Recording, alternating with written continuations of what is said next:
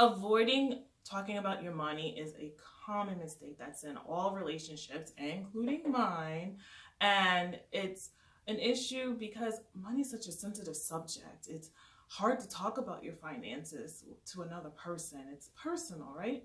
But I do encourage my couples to talk about it.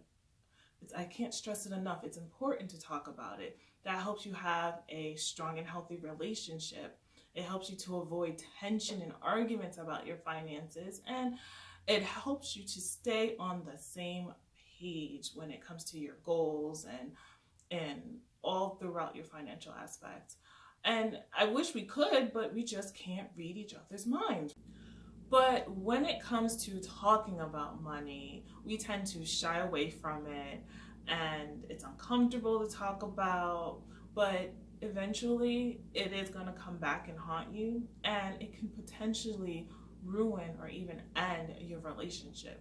So the sooner you can start talking about your money, the better it's going to be. Don't wait until a money related issue arises and something blows up before you start talking about money with one another. Hi, I'm Sabrina, owner of Financial Bliss, and in today's video, I'm going to give you 6 strategies that me and my husband use to talk about our money more openly, honestly, and frequently over the years.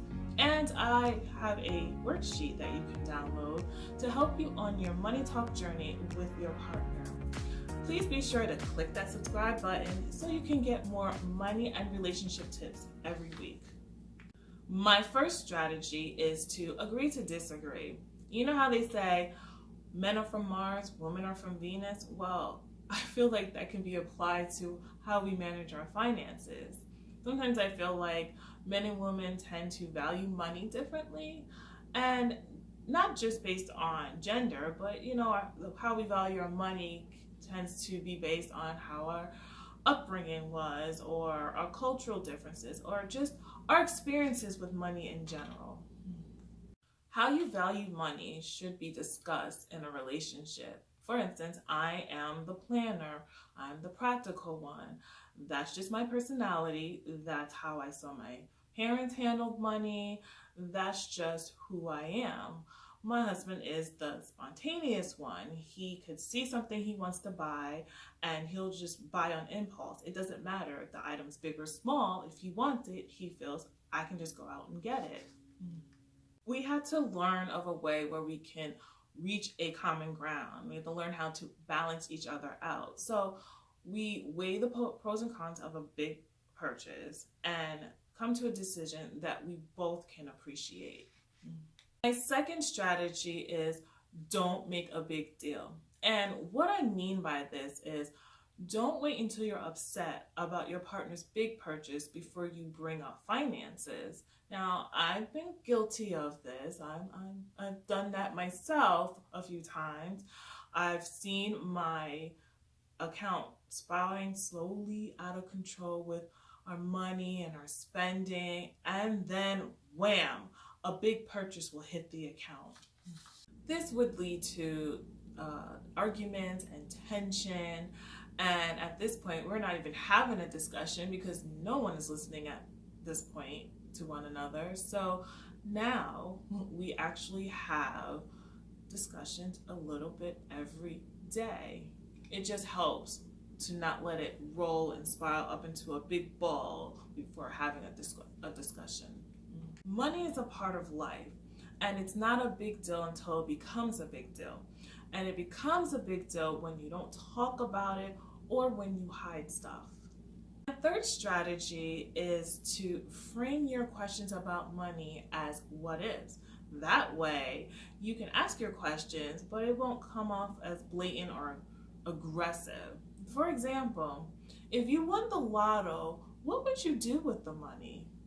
Or if you had to choose between working 90 hours a week but making tons of money versus working only 20 hours a week, making only a little bit of money, which one would you choose and why?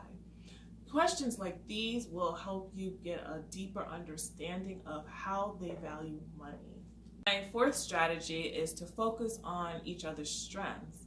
Everybody has strengths and skills, and try to use them in planning and managing your finances. For example, I am a planner and I am the one that's on top of the bill, making sure they get paid on time. And I'm also an organizer, so I keep our records organized. My husband is the negotiator. He knows how to negotiate our costs, our bills, bring it down, keep our expenses down in the household. So that's how we balance each other out.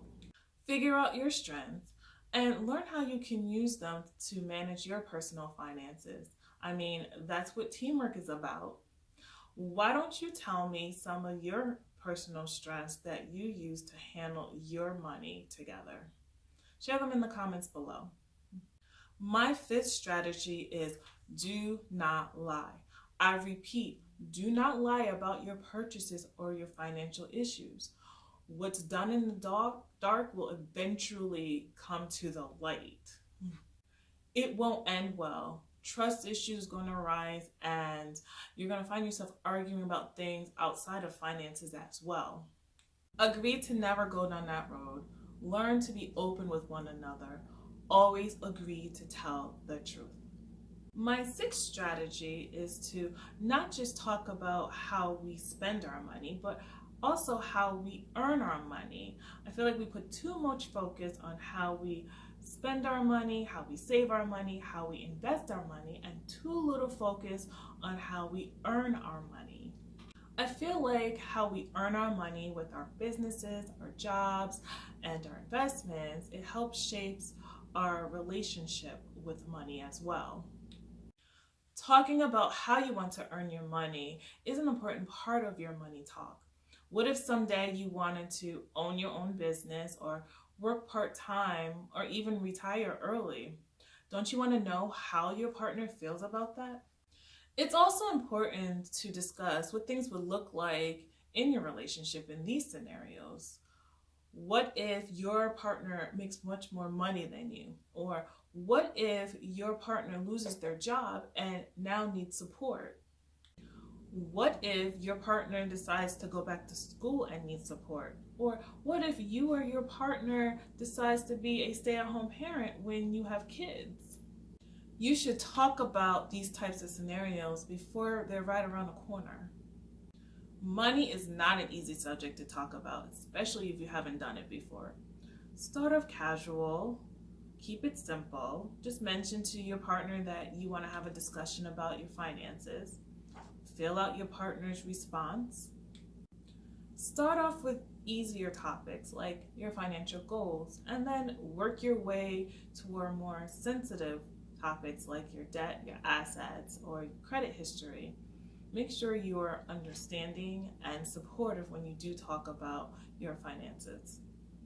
It may be discouraging to hear that your partner has a ton of debt or that you yourself revealed that you have a ton of debt, but now it's in the open and there should be some sort of relief. Now that you know what you're dealing with, you can come up with a plan to overcome it together. Check out the link below to download your free copy of the Couples Money Worksheet so that you'll know the right way to talk about money with your partner. Be sure to like this video and share it with your friends, and make sure to subscribe to my channel. I'll see you next week. Bye for now.